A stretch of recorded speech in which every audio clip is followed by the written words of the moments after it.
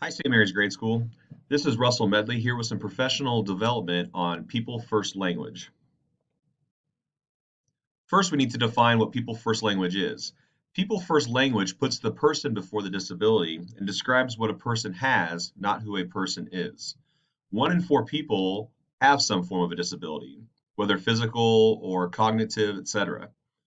And when we use People First Language, this demonstrates manners and respect. We want to develop a culture of respect where all students feel valued, all students feel respected, all students feel safe. And in doing so, we want to really make sure that we are including this People First language. So, what are some examples of language that we've seen at St. Mary's Grade School? I know that we all at times don't mean to be disrespectful towards students, but sometimes we just need to think about the language that we are using and how that can impact the students that we work with. First and foremost, sometimes we focus on the disability itself.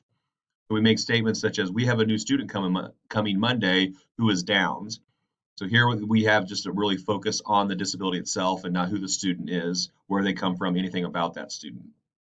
We also label SPED students as different than other students.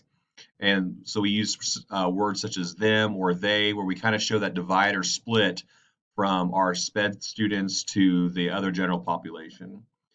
We also list the problems or difficulties students have rather than what they can do. So, for example, a statement would be Carl is confined to a wheelchair. It's just kind of a negative way to, focus on the disability. And then also there are times when peers will see SPED students as non-equals. So a situation might be a SPED student gets out in a kickball game in PE, and then we hear a statement from other students saying, well, that's not an out because Russell doesn't count or he doesn't know the rules. And so in adopting this people first language, first and foremost with the staff, we want to make sure that we are, modeling the correct language and talking about the importance of it. And then hopefully that will trickle down to our students where we're thinking about the ways in which we're saying things and how that can be interpreted by other students. Like I said, create an atmosphere where everyone feels valued. Some proposals for new phrases.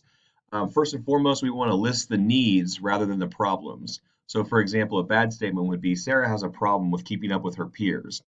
Instead, we could use a phrase such as Sarah just needs the use of a wheelchair. We could also put the person or name before the disability. So instead of saying we have a new special ed student in your class, we could say something like Ryan will be utilizing some special education services moving forward. And then finally, we can focus on the abilities, not the limitations. So instead of saying Chad can't speak or is mute, we could say Chad can speak with the use of a device. So here we're identifying that there is a limitation, but at the same time, we're focusing on the abilities and what that student can do, or extra things that are needed for them to be successful. And here are my references. Thank you.